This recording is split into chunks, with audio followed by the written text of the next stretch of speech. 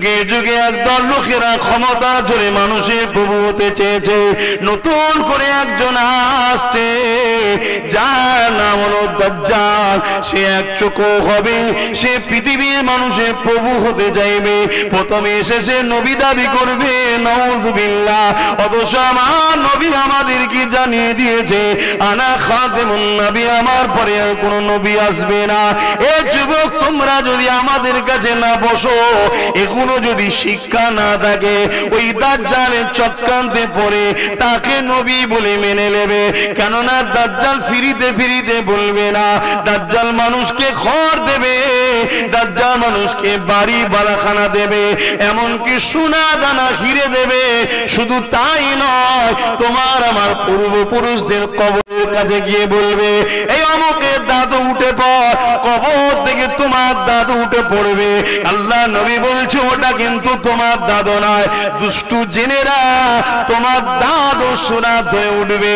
সে উঠার পরে দাজ্জালকে নবী বলে মানবে।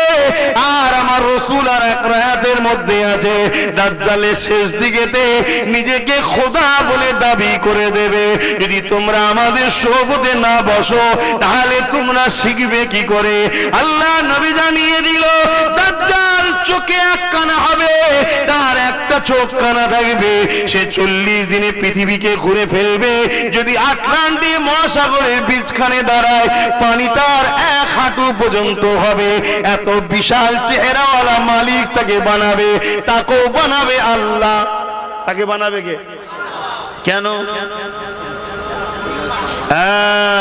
ওই যে বলেছো প্রেম করি, আল্লাহ তোমায় ভালোবাসি, এমনি এমনি জান্নাতে দেবে নাকি?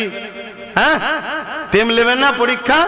ওই পরীক্ষা হযরত সালাউদ্দিন আইবি দ্বারা আল্লাহ বা মসজিদে আকসাকে ফতেহ করলেন।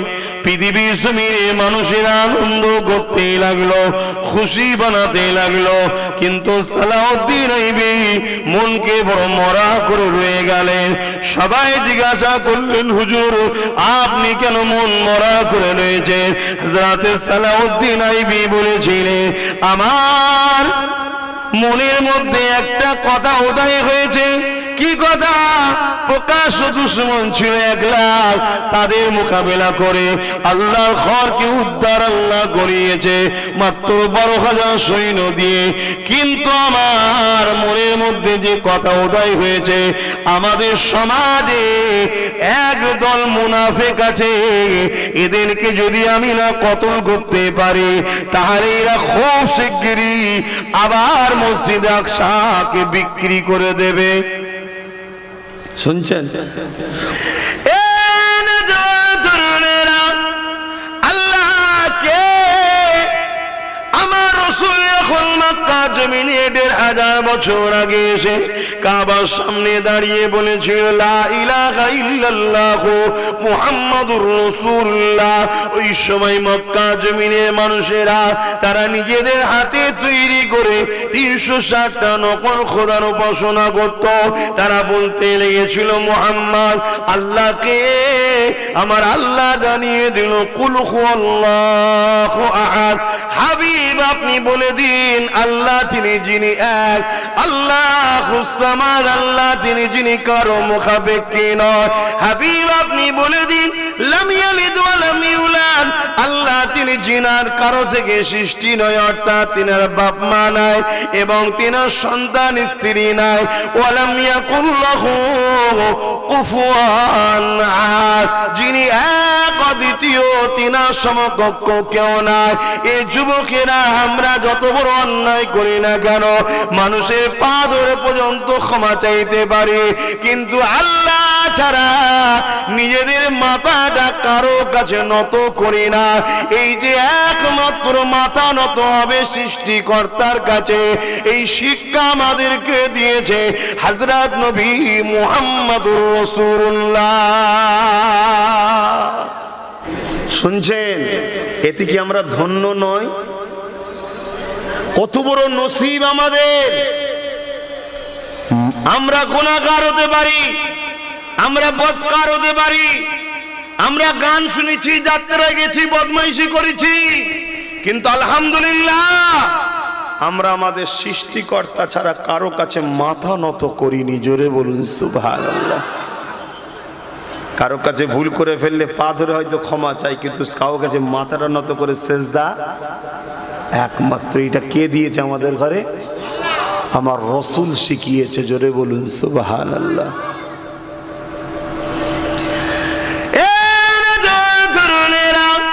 এই পৃথিবীর মানুষেরা আজ থেকে 2000 বছর আগে হযরত নবী ঈসা আলাইহিস সালাম চলে যাবার পরে আস্তে আস্তে এক আল্লাহকে ভুলতে লাগলো। এই সময় পৃথিবীর বুকে দুই শ্রেণীর মানুষ আছে। এক শ্রেণীর মানুষ তাদের লোভ লালসা হলো মানুষের প্রভু হব। তারা তাই মানুষকে সর্বসময় সুযোগ খুঁজে বেড়ায় কি করে নিজেদেরকে দাস দাসী বানানো যায়। তারা নিজে আমাদেরকে তাদের দাস দাসী বানানো যায়। তাই ঈসা নবী চলে যাবার পরে এই পৃথিবীর জমিনে সত্যের খবর, ইনসাফের খবর, এক আল্লাহ পাকের খবর প্রচারের মানুষ বন্ধ হয়ে যায়। এই জন্য তৎকালীন সময় রোম থেকে শুরু করে আরব দুনিয়া থেকে শুরু করে সব জায়গাতে এক শ্রেণীর মানুষ তারা মানুষগুলোকে নিজেদের দাস দাসী বানিয়ে দেয়। তারা নিজেদের উপাসনা করায় এবং তারা নিজেদের মন গড়া 360টা নকল খোদা তৈরি করে দেয়। এই খোদা করে দিয়ে তাদের দাসত্ব করায়। তারা এত অত্যাচার করত, নারীগুলোকে ভোগের পাত্রী বানিয়েছিল। কারো ঘরে কন্যা সন্তান হলে তাদেরকে জেন্ত জেন্ত পুঁতে দিত। তাদের বিরুদ্ধে কথা বলার কোনো ক্ষমতা ছিল না। কেন? তারা ক্ষমতার জোরে যেই তাদের বিরুদ্ধে কেউ কথা বলবে তাদেরকে জেলে দেবে, হত্যা করবে, মেরে দেবে।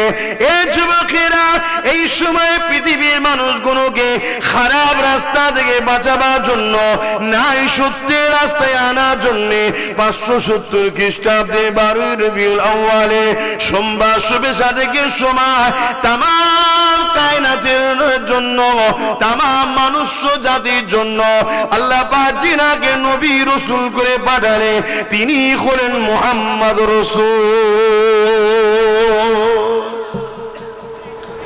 তিনি সবার জন্য আসলেন। তিনি এসে প্রথম বললেন লা ইলাহা ইল্লাল্লাহ, কোনো ইলাহা নাই, কোনো মালিক নাই, কোনো প্রভু নাই, কোনো খালেক নাই, ইল্লাল্লাহ, এক আল্লাহ ছাড়া। আনা মুহাম্মদ রাসূলুল্লাহ, আমি সেই রবের পক্ষ থেকে মেসেঞ্জার এসেছি, রসুল এসেছি, খবরদাতা এসেছি, তোমরা আমার কথা মেনে নাও। ভাই মেনে নেবে? এত সহজে মেনে নিয়েছিল? হ্যাঁ, তারা আমার রসুলকে রক্তাক্ত পর্যন্ত করেছে। আজ এই যে আমরা এক আল্লাহ পেয়েছি আমার রসুলের অবদানে, কিন্তু আজ আমাদের ঘরের ছেলে এক আল্লাহ পেয়ে খুশি নয়।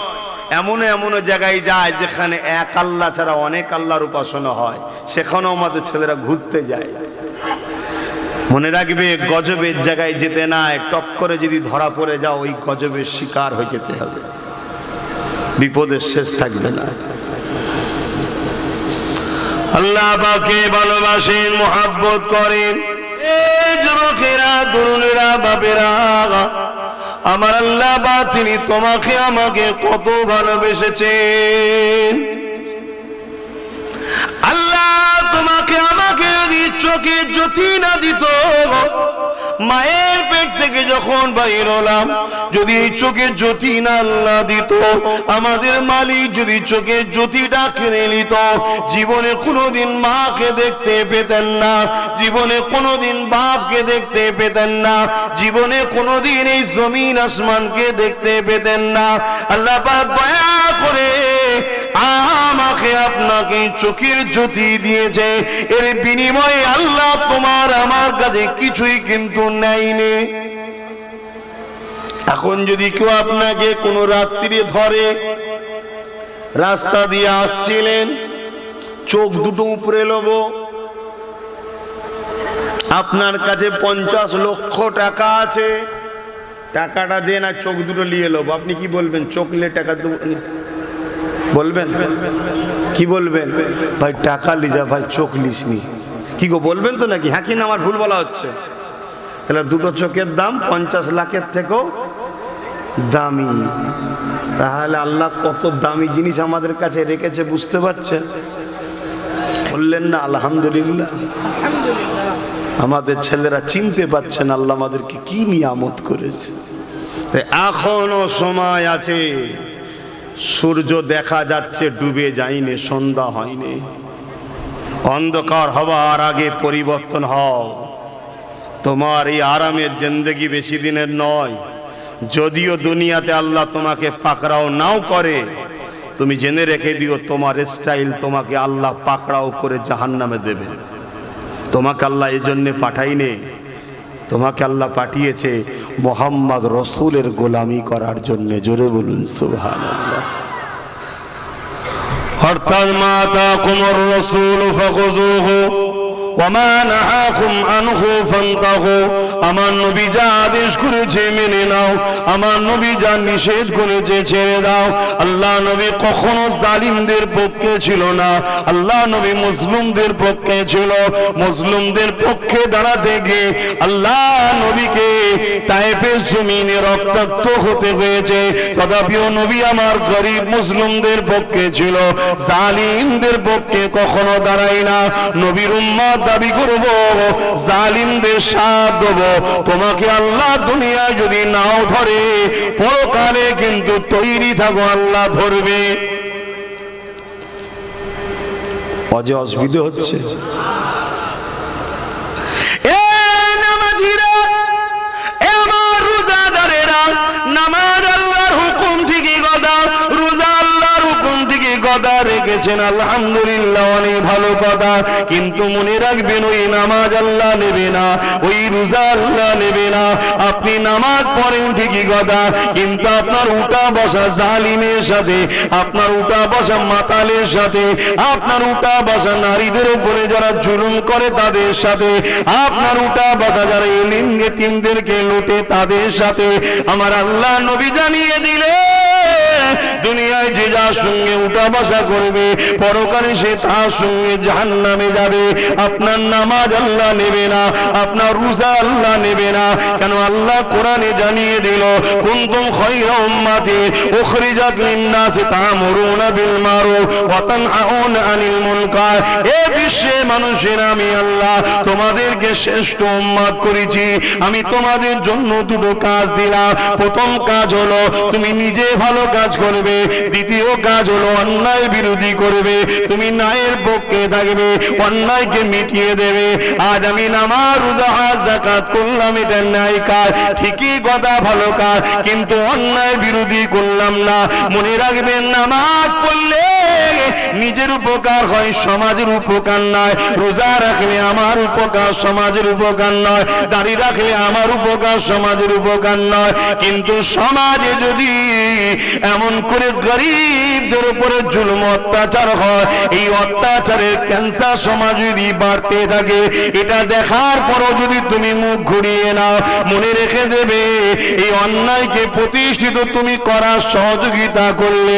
কেননা অন্যায় করা যেমন পাপ, অন্যায়কারীকে দেখে চুপ করে থাকাটা আরো বড় পাপ। তাই অন্যায়ের প্রতিবাদ করতে হবে, এটা ইসলামের হুকুম। অনেকে মনে করেন ওসব ফেতনায় যাবার দরকার নেই। বাবা শোনো, তুমি ফেতনায় যাবে না তো কি হয়েছে? সমাজে যে ফেতনা হচ্ছে, এই ফেতনাটা যখন বাড়তে থাকবে, বাড়তে থাকবে, বাড়তে থাকবে, একটা উরুজ পর্যন্ত যখন পৌঁছে যাবে, আল্লাহর আযাব তখন আসবে। ওই আযাবে যে ফেতনা করছে সেও ধরা পড়বে। তুমি আমি চুপ থাকার জন্য, ফেতনাকে মিটাবার চেষ্টা করি না বলে তুমি আমিও কিন্তু আল্লাহর আযাবে ধরা পড়বো। শুনছেন তো নাকি? কেন? তোমাকে তো আল্লাহ পাঠিয়েছে হকের পক্ষে থাকতে হবে, অন্যায় বিরোধী করতে হবে, এটা কাজ। এজন্যই তো মালিক তোমাকে দুটো হাত দিয়েছে, যে হাতে তুই যেমন ন্যায় প্রতিষ্ঠিত করবি, এই হাত দিয়ে তুই অন্যায়কে রুখবি, এজন্য হাত দিয়েছি আমি তোকে। কিন্তু আজ আমরা এই হাত দিয়ে ন্যায় তো প্রতিষ্ঠিত করার স্বপ্ন কোনোদিন দেখলাম না, উপরন্তু অন্যায়কারীদের ঘরে কোলে করে তোলার স্বপ্ন দেখছি। এ ফাইসাল্লাহ কিন্তু আল্লাহর কাছে দিতে হবে। আহা, আল্লাহ যদি তোমাকে আমাকে দুটো হাত না দিত, তাহলে তুমি আমি হাত দিয়ে কোনো কাজ করতে পারতাম না। এমনকি কিছু খাবার সময় অন্যজনের সাহারা নিতে হতো, তুমি আমি নিজে খেতে পারতাম না। আল্লাহ পাক কেন হাত দিল? গরিবকে লুটার জন্য নয়, আল্লাহ হাত দিয়েছে গরিবকে সাহায্য করার জন্য। সেই গরিবটা যদি মুসলমান নাও হয়, অমুসলিম ঘরে যদি হয়, তারপরও তাকে সাহায্য করতে হবে, লুটা যাবে না। কেননা যে লুটে সে জালিম, যে সাহায্য করে সেই তো আল্লাহর প্রকৃত প্রেমিক বান্দা। এ যুবকের আল্লাহ দুটো হাত দিয়েছে বাবার খিদমত করার জন্য, আল্লাহ দুটো হাত দিয়েছে এতিম অসহায়কে দান করার জন্য, আল্লাহ দুটো হাত দিয়েছে এই হাত দিয়ে সমাজে ন্যায় প্রতিষ্ঠিত করার জন্য। এই হাত দিয়ে আপনি আপনার মসজিদ মাদ্রাসা বানাবে, এই হাত দিয়ে কোরআন ধরবে, এই হাত দিয়ে আপনার যখন কোন প্রয়োজন হবে আল্লাহর কাছে দুয়া চাইতে থাকবে। এজন্যই তো আল্লাহ হাত দিয়েছে। আজকে হাত আমরা ঠিক জায়গায় ইউজ করছি? বলুন, এই হাত কি ঠিক জায়গায় ইউজ করতে পারছেন? যদি করে থাকেন আল্লাহ হিসাব নেবে না, আর যদি না করে থাকেন তো তৈরি থাকেন, আল্লাহ কিন্তু হিসাব নেবে। বান্দারে আমি তোকে দুটো পা দিয়েছি, তুই ওই পা দিয়ে কোথায় হেঁটে হেঁটে গেছিলি বল? বান্দা, আল্লাহর ওলিদের দরবারে গিয়েছিলিস কি বল? মসজিদে গিয়েছিলিস কি বল? মাদ্রাসায় গিয়েছিলিস কি বল? নাই সত্তর মাহফিলে গিয়েছিলিস কি বল? এতিম গরিবদের ঘরে দেখতে গিয়েছিলিস কি বল? এমন করে কোন অসুস্থ বিমারি ছিল তাকে দেখতে গিয়েছিলিস কি বল? হকের পক্ষে পায়ে হেঁটেছিলিস কি বল? ওরে আমার বান্দারে, পা আমি দিয়েছি, আমার রাস্তায় হেঁটেছিস কি বল? যদি আমরা হেঁটে থাকি চিন্তার কারণ নেই, আল্লাহ পাকে জান্নাত দেবে। আর যদি হেঁটে না থাকি, তৈরি থাকে, আল্লাহ ছাড় দিয়েছে ঠিকই, ছেড়ে কিন্তু দেয়নি। দিয়েছে নাকি?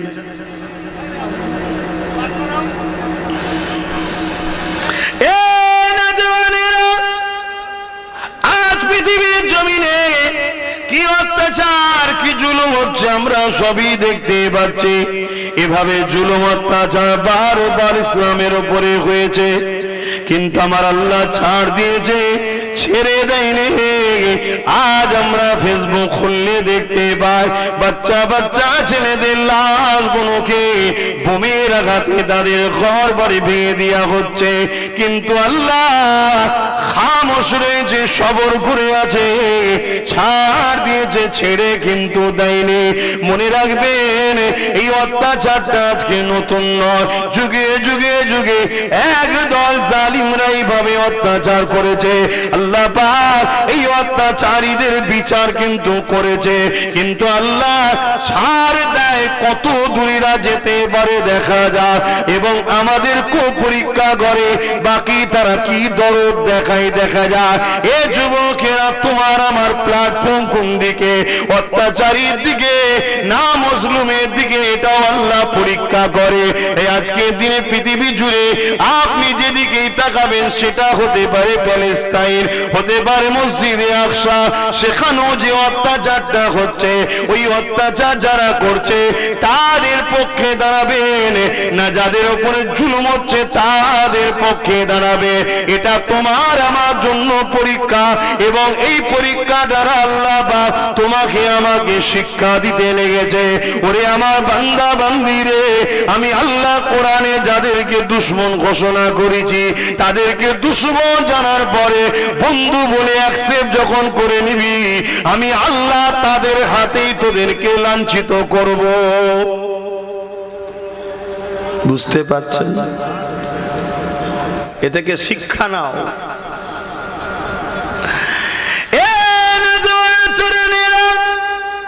আজ বাচ্চা বাচ্চা ছেলে সৃষ্টিগুলোকে হত্যা করছে। এগুলো দেখে তোমার আমার দিলে যদি ব্যথা লাগে, জানতে হবে ঈমানটুকু রয়েছে। এই যুবকেরা মনে রেখে দাও, যদি অন্য কোন ধর্মেরও বাচ্চা হয় তাও দেখার পরে দিলে ব্যথা যদি লাগে, মনে রাখবে তোমার মধ্যে ঈমানটুকু আছে। সে অন্য ধর্মের হতে পারে, কিন্তু সৃষ্টির মালিক তো একজন আল্লাহ, যিনি আমাকে বানিয়েছে তিনাদেরও বানিয়েছে। অতএব আল্লাহর সৃষ্টিগুলোকে এইভাবে ক্ষমতা জোর দিয়ে তাদের উপরে বোম চার্জ করে হত্যা করে দেওয়া হচ্ছে। এই ব্যথা যদি তোমার আমার দিলে না লাগে, তাহলে মনে রাখতে হবে ঈমান বলে কিছু না। আর ব্যথা যদি লাগে, জানতে হবে ঈমান রয়েছে। তবে এটা দেখে ঘাবড়ে যাবার কিছু না, কেননা ইসলামের ইতিহাস আমাদের পড়া আছে।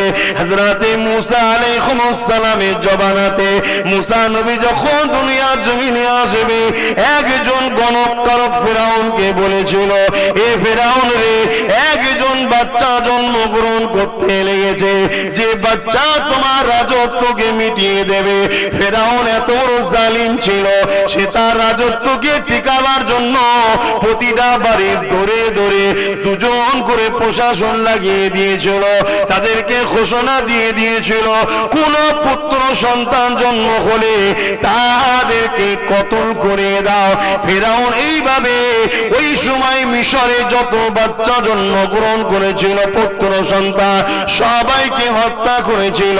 শুধু একদিনের হিসাব বলছি, একদিনে 12,000 বাচ্চা ছেলেকে ফেরাউন কতল করেছে।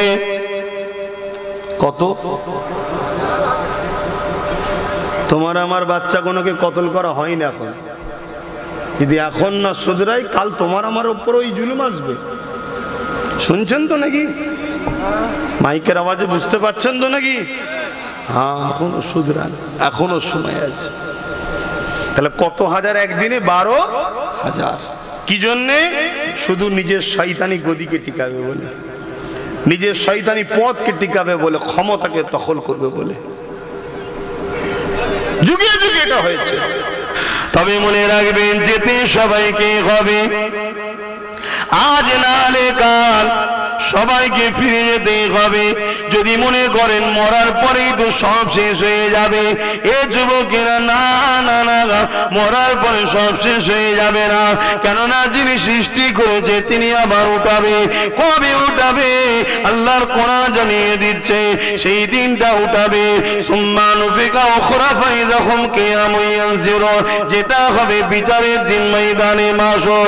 দুনিয়ার জমিনে ক্ষমতার জোরে পরের জমিকে তুমি মেরে নিলে, গরিব তোমার কিছু করতে পারলো না, দুনিয়ার প্রশাসনও তোমার বিচার করলো না। কেন? প্রশাসন আজ বড় লোকদের সঙ্গে মুখ লাগাতে চাই না।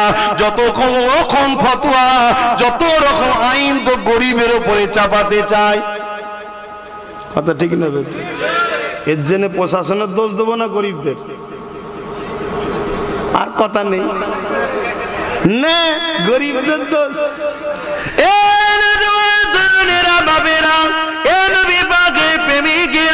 মনে রাখবে, পৃথিবীর জমিনে যুগে যুগে একদল লোকেরা ক্ষমতা ধরে মানুষের প্রভু হতে চেয়েছে। নতুন করে একজন আসছে, যার নাম হলো দাজ্জাল। সে এক চক্ষু হবে, সে পৃথিবীর মানুষের প্রভু হতে চাইবে। প্রথমে এসে সে নবী দাবি করবে, নাউযুবিল্লাহ। অথচ আমার নবী আমাদেরকে জানিয়ে দিয়েছে, আনা খাতেমুন নবী, আমার পরে আর কোনো নবী আসবে না। এ যুবক, তোমরা যদি আমাদের কাছে না বসো, এগুলো যদি শিক্ষা না থাকে, ওই দাজ্জালের চক্রান্তে পড়ে তাকে নবী বলে মেনে নেবে। কেননা দাজ্জাল ফিরিতে ফিরিতে বলবে না, দাজ্জাল মানুষকে ঘর দেবে, দাজ্জাল মানুষকে বাড়ি বালাখানা দেবে, এমনকি সোনা দানা হিরে দেবে। শুধু তাই নয়, তোমার আমার পূর্বপুরুষদের কবর কবরের কাছে গিয়ে বলবে, এই অমুকের দাদু উঠে পড়, কবর থেকে তোমার দাদু উঠে পড়বে। আল্লাহ নবী বলছে, ওটা কিন্তু তোমার দাদু নয়, দুষ্টু জেনেরা তোমার দাদু সোনা ধরে উঠবে। সে উঠার পরে দাজ্জালকে নবী বলে মানবে। আর আমার রাসূল আর এক রায়াতের মধ্যে আছে, দাজ্জালের শেষ দিকেতে নিজেকে খোদা বলে দাবি করে দেবে। যদি তোমরা আমাদের সোহবতে না বসো তাহলে তোমরা শিখবে কি করে? আল্লাহ নবী জানিয়ে দিল, দাজ্জাল চোখে এক কানা হবে, তার একটা চোখ কানা থাকবে। সে 40 দিনে পৃথিবীকে ঘুরে ফেলবে। যদি আটলান্টিক মহাসাগরের বীজখানে দাঁড়ায়, পানি তার 1 হাঁটু পর্যন্ত হবে। এত বিশাল চেহারাওয়ালা মালিক তাকে বানাবে। তাকেও বানাবে আল্লাহ। তাকে বানাবে কে? কেন? ওই যে বলেছো প্রেম করি, আল্লাহ তোমায় ভালোবাসি, এমনি এমনি জান্নাতে দেবে নাকি? হ্যাঁ, প্রেম নেবে না পরীক্ষা?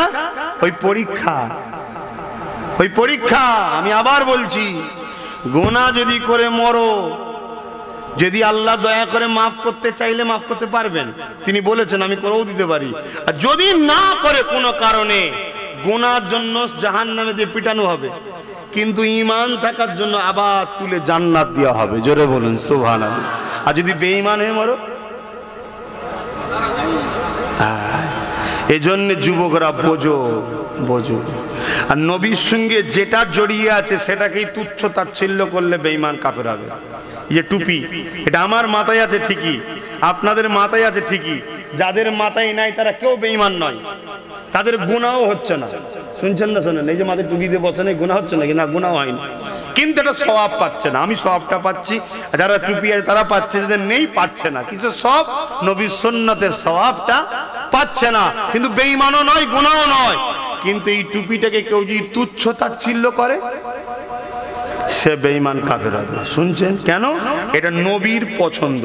তো নবীর পছন্দ টুপি, একে তুচ্ছ তাচ্ছিল্য করলে কাফের হবে। আর বাকি নবীর পছন্দের জিনিসগুলোকে তুচ্ছ তাচ্ছিল্য করলে কাফের হবে না? যে কোনো জিনিস নবীর সঙ্গে যেটা জড়িয়ে আছে সেটাকে তুচ্ছ তাচ্ছিল্য করলে কাফের হয়ে যাবে। তাহলে নবীর সাথে জড়িয়ে থাকার জন্য, নবীর পছন্দের লেবাসের জন্য যদি তুচ্ছ তাচ্ছিল্য করলে কাফের হয়, তাহলে নবীর খানদানকে তুচ্ছ তাচ্ছিল্য করলে কি হয়? কথা মাথায় ঢুকছে না? ঢোকে নে? এটা একটা শয়তানদের প্ল্যান। দেখবেন আমার কমকে দিয়ে আমাদের বিরুদ্ধে বলায়। কেন? শয়তান তুই বল না, বলবে না, তোমাদের ঘরে দিয়ে বলায়। কেন? শয়তান জানে যে এদের ঘরে যদি নবীর বংশের ছেলেদের বিরুদ্ধে বলায় তাহলে এদের ঈমানটা যাবে। কথা ভাষা বুঝছেন না? বোঝেন না? কারণ নবীর ভালোবাসাকে আঘাত করছে, তার মানে নবীকে আঘাত করা। আপনার ভালোবাসা আপনার সন্তান, আপনার সন্তানকে আঘাত করলে আপনি আঘাত পাবেন না? পাবেন না। এই জন্য দেখবেন ওদের ঘরে বলেন না যে তোরা বল না, বল না, বলবে না। কেন? সর্বসময় আমাদের ঘরে বেঈমান বানাতে চায় কারা? যারা দাজ্জালের চেলা। তারা মনে রাখবেন, সমাজের দাজ্জাল মিডিয়া ভরে যাচ্ছে, দাজ্জাল মিডিয়া ভরে যাচ্ছে। এগুলো তো সাবধান। আমার আজে কি আপনাদের অসুবিধা হচ্ছে নাকি? নিতে পাচ্ছেন না? বেকার বকে যাচ্ছি। এখনো সময় আছে, পরিবর্তন হন, বোঝার চেষ্টা করেন। এ যুবকেরা, তরুণেরা, দুনিয়া হাজারো চেষ্টা করেছে মুসা আলাইহিস সালামকে মিটিয়ে দিবার। 12,001 দিন বাচ্চাকে কতল করেছে, আরো কত হাজার বাচ্চা কতল করেছে, কিন্তু আমার আল্লাহর ফয়সালাকে মিটাতে পারেনি। যে মুসাকে কতল করার জন্য এত বাচ্চা কতল হয়ে গেল, সেই মুসা আলাইহিস সালামকে আল্লাহ পাক তিনার ঘরেতেই লালন, বাচ্চা ফেরাউনের ঘরেতেই লালন পালন করিয়ে বড় করছে। শোনো আমার কম, সুখের রুটি খাচ্ছ, সুখের ভাত খাচ্ছ, খাও, কিন্তু এটা এক রাত সময় লাগবে না চেঞ্জ হয়ে যেতে। অতএব যে আল্লাহ সুখে রেখেছে, শান্তিতে রেখেছে, সেই আল্লাহকে ভালোবাসো, ভয় করো, নবী মুহাম্মদ রাসূলকে নিজের লিডার হিসাবে মানো। আল্লাহ নবী বললেন, দাজ্জাল এসে মানুষকে সোনা দেবে, হিরে দেবে, দিয়ে বলবে আমাকে নবী বলে মানো, আমাকে খোদা বলে মানো। এমনকি কোন কোন যুবককে দাজ্জাল দুটুকরো করে দেবে, পুরো দুচির করে দেবে, করে দিবার পরে আবার লোক ভিড় হবে, প্রচুর ভিড় হবে, দুনিয়া তার পিছনে ছুটবে। শোনো আমার নবী বলে গেছে। আজকাল ছোট ছোট দাজ্জাল বেরিয়েছে, পেপারে দেখবে অ্যাড দেয়, ভবিষ্যৎবাণী করে দিচ্ছে, বলে দিচ্ছে, ছোট ছোট দাজ্জাল এগুলো। কথা বুঝছেন না, বোঝেন না? আমাদের ঘরের ছেলেরা সব যায়, কার সন্তান হয়নি যে হাজির হয়ে গেছে। আমার কথা বুঝতে পারছেন না পাননি? হ্যাঁ, আপনাকে আল্লাহ ওই দাজ্জালের কাছে যাবার পর হয়তো সন্তান দিয়েও দেবে। কেন? আপনাকে আরো এক কদম আল্লাহ লুজ দিল, যে বান্দারে সন্তান দিবার মালিক তো আমি, তুই আমার কাছে ছেড়ে দে, গেলি কোথায়? কথা শুনছেন না? হায় হায় হায়, কি ওয়াজ করবো আপনাদের কাছে, কি ওয়াজ করবো? এইসব কথা তো আমাদের ছেলেদের শোনার ধৈর্যও নাই। কিন্তু পরিবর্তন হয়, সংখ্যা লাগে না, ঈমান লাগে, ঈমান। আজকে 200 কোটি 200 কোটি আমার মা, আমার বোন, আমার বাপ, আমার ভাইদের ঘরে টুকরো টুকরো করে ফেলছে। 200 কোটি থাকার পরও কিছু করতে পারছি? আর সেদিন 9 বছরের বাচ্চা, কত বয়স? 9 বছর, বাজারে গেছে একটা ফার্নিচারের দোকানে। মন দিয়ে শুনে যান। সালাউদ্দিন আইবি গিয়ে ওই মেহরাব একটা দেখেছে, খুব সুন্দর কারিগর্য তৈরি করা। হুজুর বলছেন যে দোকানদার, এই মেহরাবটা আমার বড় পছন্দ হয়েছে। চাচার সঙ্গে বাজারে গেছে, চাচাকে বলছে, চাচা এই মেহরাবটা কিনে যদি আমাদের মসজিদে লাগানো হয় কত সুন্দর হবে। দোকানদার বলছে মেহরাব বিক্রি নাই, এটা গিফট দেওয়া হবে। সালাউদ্দিন আইবি 9 বছর বয়স, বাচ্চা তখন বলছে আমাকে গিফট করেন, আমাদের মসজিদে লাগাবো। দোকানদার বলছে এটা তাকে গিফট করব যে এটা মসজিদে আকসায় লাগাতে পারবে। জোরে বলুন সুবহানাল্লাহ। এটা মসজিদে আকসার জন্য। কোন সময়ের কথা বলা হচ্ছে? যখন ওই মসজিদে আকসা সেলিব্রিদের হাতে দখলে। কাদের হাতে? সেলিব্রিদের হাতে দখলে। যারা অর্ধেক পৃথিবীর হুকুমত তখন তারা চালাচ্ছে, তাদের হাতে দখলে। মসজিদে আকসার একটা খুবিয়া আছে, অনেক তো খুবিয়া। মসজিদে আকসা যার দখলে থাকে, পৃথিবী তার দখলে থাকে। আজ মসজিদে আকসাকে দখল করতে চাইছে কেন? পৃথিবীর উপর হুকুমত করবে বলে। তো সালাউদ্দিন আইবি 9 বছরের বাচ্চার কথা শোনার পরে বলেছিল, এ দোকানদার, ইনশাআল্লাহ আমি একদিন এটাকে মসজিদে আকসাতেই লাগাবো। জোরে বলুন সুবহানাল্লাহ। আরো জোরে বলবেন না সুবহানাল্লাহ? অনেকে হেসেছিল যে 9 বছরের বাচ্চা বলে কি। 23 সময় সালাউদ্দিন আইবি আল্লাহ তেনাকে বড় করলেন। মিশর আল্লাহ তেনাকে ক্ষমতা দিলেন, মিশরের রাজ গভর্নর হলেন, ক্ষমতা পেলেন। 12,000 সৈন্য নিয়ে সেলিবিয়ে সৈন্যদের বিরুদ্ধে লড়াই করতে গেলেন। তাদের সংখ্যা 1 লাখ। 12,000-এর মোকাবেলায় 1 লাখ পরাজিত হয়ে গেল। এটা কি তরোয়ালের জোরে, বোমের জোরে, না ইমানের জোরে? যেটা আমাদের কাছে খুবই দুর্বল, নেই বলবো না, কিন্তু দুর্বল। কথা বুঝে আসছে? আর ঈমান তার তত বেশি শক্তিশালী যে যত বেশি নবীকে ভালোবাসে ও আদব করে। জোরে বলুন সুবহানাল্লাহ। আমরা বাসি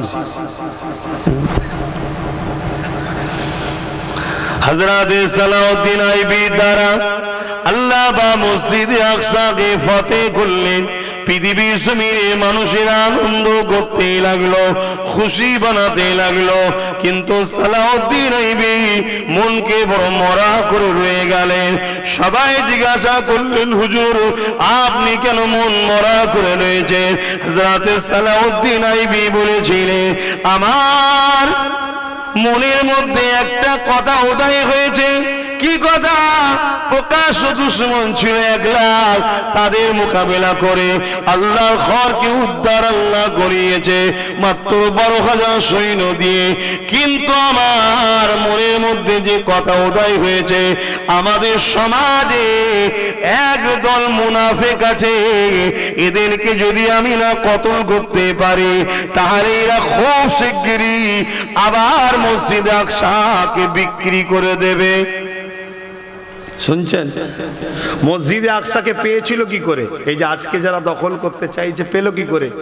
প্যালেস্তাইনে জায়গা পেল কি করে? মিশরের এক মুসলিম রাজা গাদ্দারি করেছিল। মিশরের এক মুসলিম রাজা গাদ্দারি করেছিল, তাই আজকে আবার প্যালেস্তাইন দখল হয়ে গেল। মসজিদে আকসার উপর আজও জুলুম হচ্ছে। এগুলো ইতিহাস শোনাচ্ছে আপনাদের ঘরে, আপনাদের অসুবিধা হচ্ছে কেন? যদি ইতিহাস না শোনেন আমরা ঠকবো। সালাউদ্দিন আইবি বলেছিলেন আমাদের মধ্যে কিছু মুনাফিক আছে, এদেরকে যদি আমি চিহ্নিত না করতে পারি তাহলে খুব শিগগিরই এরা মসজিদে আকসাকে আবার বিক্রি করে দেবে। হুজুর যে ধারণাটা করেছিল আজকে সেটা বাস্তবে হচ্ছে না হয়নি? আজ আমি বলে যাচ্ছি আপনাদেরকে, সালাউদ্দিন আইবির কথাকে তখন কেউ গুরুত্ব দেয়নি। হুজুর নিজে একটা গোয়েন্দা দপ্তর তৈরি করলেন। ওই গোয়েন্দাদের ঘরে নাম করা মুফতি, মৌলানা, পীর সাহেব, ইমাম সাহেবদের পিছনে লাগিয়ে দিলেন। এভাবে লাগাবার পর 3000 বড় বড় নাম করা ফেমাস যারা, যাদের এক কথায় 20, 30, 10, 50 লক্ষ লোক জড়ো হয়ে যাবে, এরকম ফেমাস নাম করা 3000 উলামাকে সালাউদ্দিন আইবি কতল করেছিল, যারা সুরাতে সকলে মুসলমান ছিল, ভেতরটা ছিল ইসলামের বিরুদ্ধে। এ শুনছেন না শোনেন না? তাহলে সেদিন যদি 3000 থাকতে পারে, এ যুবক আবার বলছি, তোরা প্যান্ট শার্ট পরেছিস কিন্তু ইসলামকে বিক্রি করতে তোরা পারবি না। আমার কথা বুঝছেন না বোঝেন না? সেদিন যদি 3000 থাকতে পারে তাহলে আজকের দিনে কত আছে বুঝতে পারছেন? এরাও আজকের দিনে আমাদের ঘরে নামাজের মধ্যে, রোজার মধ্যে, দাড়ির মধ্যে, টুপির মধ্যে সীমাবদ্ধ করতে চাইছে। ইসলাম যে অন্যায়কে মিটাবার নাম, ওইটা থেকে আমাদেরকে মুখ ঘুরিয়ে রাখছে। শুনছেন না শোনেন না? এইটাই প্ল্যান।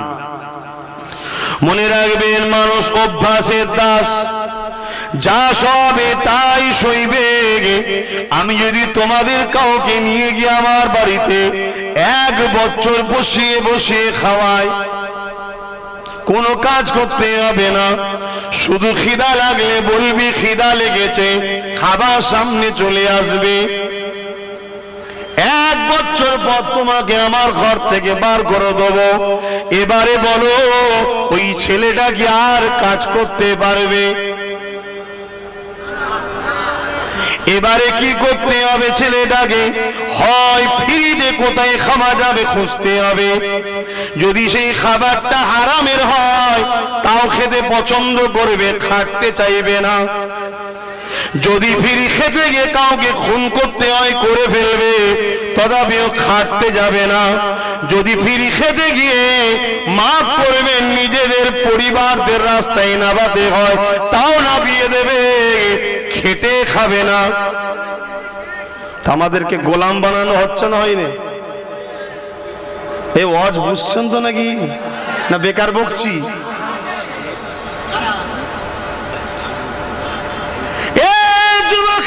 কারো মনে হতে পারে আপনি নামাজের কথা বলবেন, রোজার কথা বললেন, এসব কথা কেন বলছেন? এই জন্যই তো আপনার মাহফিলগুলোকে বাধা দেওয়া হচ্ছে।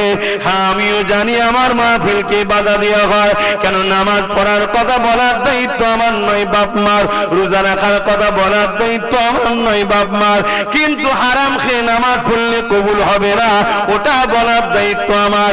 ইসলামের দুশ্মনের সঙ্গে দল করে রোজা রাখলে কবুল হবে না ওটা বলার দায়িত্ব আমার। বেঈমান টুপি মাথায় দিয়ে তোমার সঙ্গে বসে গিয়ে আল্লাহ নবীর সুন্নতকে তুচ্ছ তাচ্ছিল্য করবে, আর তুমি মুচকে মুচকে হাসবে, তুমি রোজা রাখো, হজ করো, যাই করো, তুমি জাহান্নামে যাবে, এটা বলার দায়িত্ব আমার। এ যুবকেরা, তরুণেরা, বাবেরা, এ নবী পাকের প্রেমিকেরা, নামাজ যদি পড়ো তোমার উপকার, না পড়লে তোমার গুনাহ।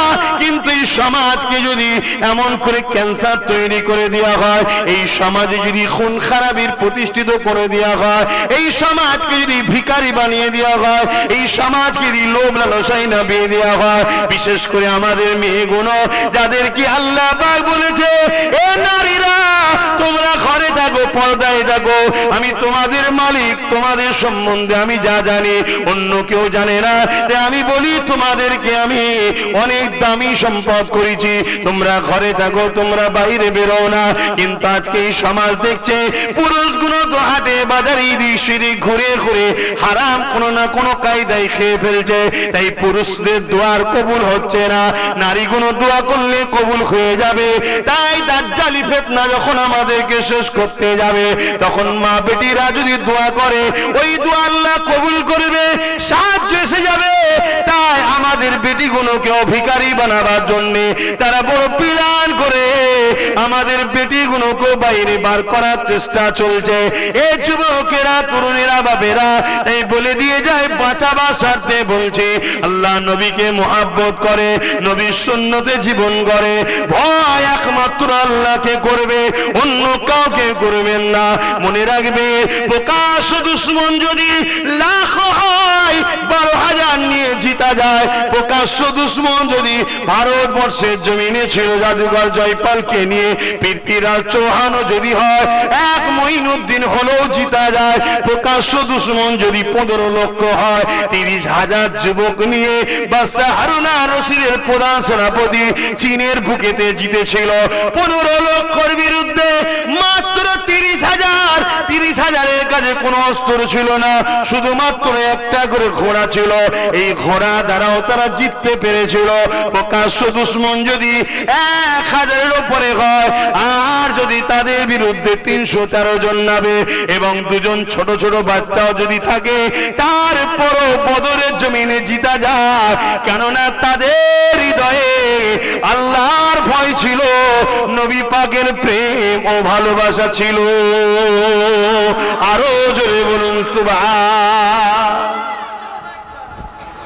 আমাদের দিল থেকে বড় প্ল্যান করে আল্লাহর ভয়কেও বার করা হয়েছে, নবীর প্রেম আদবকেও বার করা হয়েছে। আমাদের দিল থেকে আল্লাহর ভয়কে বার করে দুনিয়ার কোনো 2 টাকার মানুষের ভয় আমাদের হৃদয়ে ঢুকানো হচ্ছে। কথা মাথায় ঢুকছে না? ঢোকে না। এসব একটা প্ল্যান। ভয় একমাত্র কাকে করবেন? জোরে বলুন, কাকে? আপনাকে শুধু খেয়াল রাখতে হবে, আমি ন্যায়ের পক্ষে থাকবো, অন্যায়ের পক্ষে নয়, এটা মাথায় রাখতে হবে। যদি না চলেন, না রাখেন, অন্যায়ের পক্ষে যদি থাকেন, অন্যায়ের সাথে মিটে যাবেন। আর ভালোবাসা হৃদয়ে রাখুন মুহাম্মদ রাসূলুল্লাহ। এই পৃথিবী তোমাকে অনেকবার লুটতে চেয়েছে, তারা শেষ হয়ে গেছে, আল্লাহ তোমাকে আমাকে এখনো কামিয়াবি রেখেছে। জোরে বলুন সুবহানাল্লাহ। ভালোবাসি তাই বুঝিয়ে যাচ্ছি, আমিও পারি দুরুকেশা কাহিনী বলে দিয়ে আমিও চলে যেতে পারি। তোমাকে এত ভাবার আমার কি দরকার আছে? কি জন্যে নিজে এত রিক্স নিলা? কি জন্যে ভালোবাসার ভাইটাকে রিক্সে না বলা? এ যুবক শুনে রেখে দাও, তোমাদের ভবিষ্যতের জন্য বলে যায়, কারণ এই দুনিয়ার জমিনটা বড় কঠিন জায়গা। এখানে চলা তো সহজ ব্যাপার নয়। এখানে তুমি চোখে যা দেখো সেটা হাকিকাতে তাও না হতে পারে, কারণ আমরা প্রকাশ্য দুশ্মনকে সবাই চিনি, ছদ্মবেশী দুশ্মন কিন্তু প্রকাশ্য দুশ্মনের থেকে খাতারনাক। যেমন আমাদের কাছে যদি একটা সাপ আগিয়ে আসে, আমরা সবাই তাকে চিনি, হয় তাকে মেরে দেবো, না হয় তার থেকে নিজেকে সরিয়ে নেব। কিন্তু আমাদের সামনে যদি একটা কুকুর আগিয়ে আসে, আমরা তার মাথায় হাত বুলাতে যাব, কিন্তু আমাদের জানা নাই ওই কুকুরটা ছদ্মবেশে রয়েছে, ও হয়তো পাগল হয়ে গেছে। তাহলে কিন্তু কাছে যেই যাবেন কামড়ে নেবে। ও কামড়াবার সুযোগটাতে রয়েছে। সুযোগ যেই পাবে কামড়ে নেবে, কামড়ে নিলেই কিন্তু জলাতঙ্ক রোগ হবে। কেউ গো করতে করতে আপনাকেও মরতে হবে। তাই ভাবাচ্ছি আপনাকে, প্রকাশ্য দুশ্মন যত শক্তিশালী হোক না কেন, তাকে নিয়ে চিন্তা করার কিছু না, কেন তার দম না আমাদেরকে মিটাতে পারবে। যুগে যুগে এরকম প্রকাশ্য দুশ্মন অনেক ছিল। এজিদ হোক, নমরুদ হোক, সাদ্দাত হোক, ফেরাউন হোক, বুশ হোক, হিটলার হোক, যারাই ছিল তারা মিটে গেছে। আমরা কিন্তু আজও 200 কোটি রয়েছি, চিন্তা করার কিছু নয়। কিন্তু যুগে যুগে প্রকাশ্য দুশ্মনের কাছে আমরা তখনই হেরেছি যখন মুনাফিককে বন্ধু মনে করে, মুনাফিকের ছায়া তলে থেকে মুনাফিককে আপন মনে করে তার সাথে গেছি। আর মুনাফিক আপনার যাবার রাস্তার প্রতিটা ঘাঁটি গুলোকে ওই প্রকাশ্য দুশ্মনকে জানিয়ে দিয়েছে, তখনই আমরা পরাজিত হয়ে গেছি। তাই বলে দেব, জীবনে চলার পথে সব থেকে আগে মুনাফিককে চিনতে শেখো। মুনাফিক যদি চিনতে না পারে তাহলে জীবনটা বড় ঠকতে হবে। এ যুবকেরা, তরুণেরা, বাপেরা, তাই নবী পাককে গুরুত্ব দেন। আল্লাহ নবী জানিয়ে দিলে, এ বিশ্বে মানুষেরা আমাকে যারা তোমরা মানো, আমি মুহাম্মদ রাসূল বলে যাচ্ছি, আমার বড় ভয় হয় আমার উম্মতের ক্ষতি প্রকাশ্য দুশ্মনেরা করতে পারবে না। আমার উম্মতের ক্ষতি শব্দ বেশি একদল মুনাফিক মুসলমানরা করবে। তাই নবী পাক বলে দিলে, আমার মান্যওয়ালারা, তোমরা ডায়ে বায়ে ওপর নিচে কোনো দিকে তাকাবে না। তোমরা আমার খাতিরে আমার বংশধর কুরাইশের নেতৃত্ব মেনে নেবে।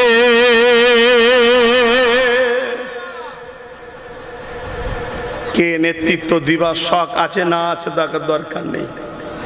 কে ডাক দিয়েছে না দিয়েছে আমি জানি না, কিন্তু আজ আব্বাস সিদ্দিকী ডাক দিয়েছে না দেয়নি যে তোমরা আমার সাথ দাও? বলেছি না বলিনি? একজন কোরাইশ বংশের ছেলে হিসাবে তুমি যদি রসুলের মাননেওয়ালা হও, তোমার তো সাথ দেওয়া দরকার। কি গো, ভুল বলছি?